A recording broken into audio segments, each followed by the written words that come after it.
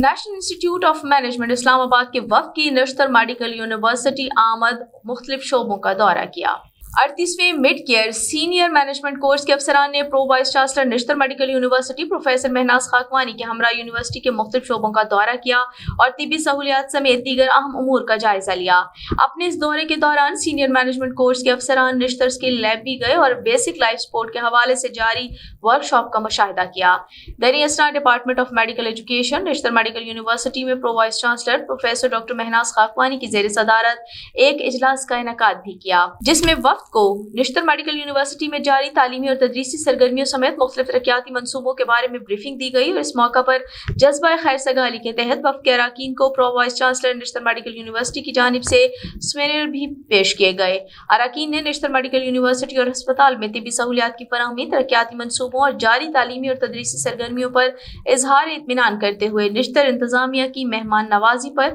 ان کا شکریہ بھی ادا کیا۔